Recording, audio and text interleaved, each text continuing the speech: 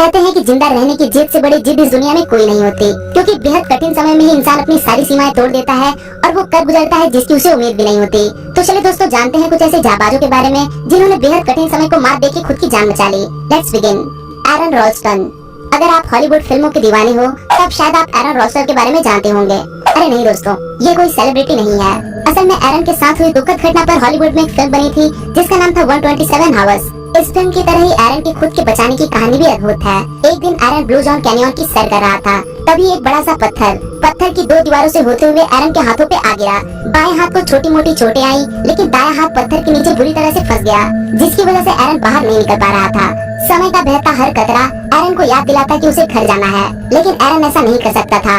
यहाँ फंसने के करीब 4 दिन बाद उसने अपना दाहिना हाथ काटने की सोची, लेकिन उसे मालूम था कि उसके पास हाथ काटने के लिए पर्याप्त औजार नहीं है। जब वो रात को सोया तो उसे सपना आया कि एरन अपने कटे हुए हाथों से अपने भविष्य में पैदा हुए बच्चे के साथ खेल रहा है। जब वो सुबह उठा तो उसने इस प्रेरणा को अपनी ताकत बनाकर उसने किसी तरह अपना हाथ काट डाला और जिंदा बच गया।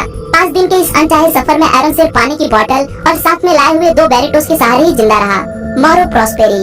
सहारा डेजर्ट में खेली जाने वाली मैराथन टेस्ट सेबल एक ऐसी मैराथन है जिसमें स्पर्धकों को 233 किलोमीटर का प्रवास 6 दिन में पूरा करना होता है। 1994 में हुए इस इवेंट में एक बड़ी अनहोनी घटना हुई। मौरो प्रॉस्पेरी नामक स्पर्धक सैंडस्टॉर्म आने की वजह से अपना रास्ता खो बैठे।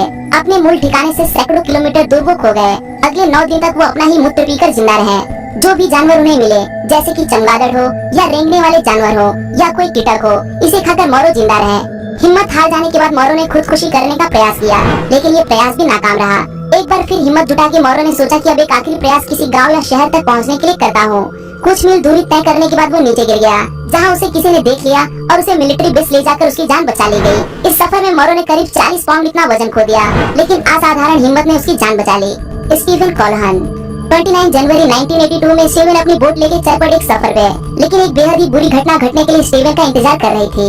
सफर के 7 दिन बाद एक रात तूफान में कोई अनजान चीज स्टीवन की बोट से आ टकरा गई, जिस वजह से बोट ने काम करना बंद कर दिया। स्टीवन को लगा कि ये चीज कोई व्हेल मछली रही होगी। डूबती बोट से स्टीवन ने इमरजेंसी लाइफ राफ्ट को निकाला और उसमें सारी जीवनाश्मक चीजें भर ली। एक रात में ही वो अपनी बोट से काफी दूर चले गए।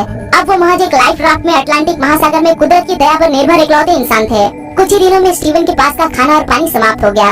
अब वो अपने कौशल्य, जिंदा रहने की जिद और नसीब के भरोसे थे। स्टीवन ने फिशिंग करना और खारे पानी को पीने लायक बनाने की कुशलता सीख ली और इसकी मदद से 79 दिन वो अकेले पानी में भटकते रहे। फिर कुछ मछुआरों द्वारा स्टीवन को बचा लिया गया।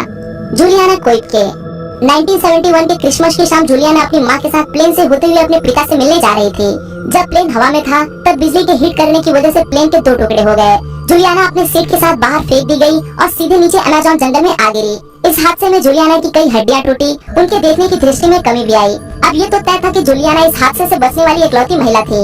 इतना होने के बावजूद जूलियाना चल पाने में सक्षम थी। जूलियाना को एक बात पता थी कि अगर किसी तरह वो पानी का स्रोत यानी कि नदी या तालाब ढूंढ लेती है तो उसके किनारे या आसपास कोई न कोई गांव मिल ही जाएगा। अगले 9 दिन तक वो यही करती रही और आखिरकार उसे पानी में एक बोट मिल गई और वो उसी बोट के पास रुक गई। बोट का मालिक वहाँ पहुँच गया और जख्मी जूलियाना को बचा लिया गया। ये कहानी साल 2000 में एक डॉक्यूमेंट्री द्वारा लोगों के सामने आई।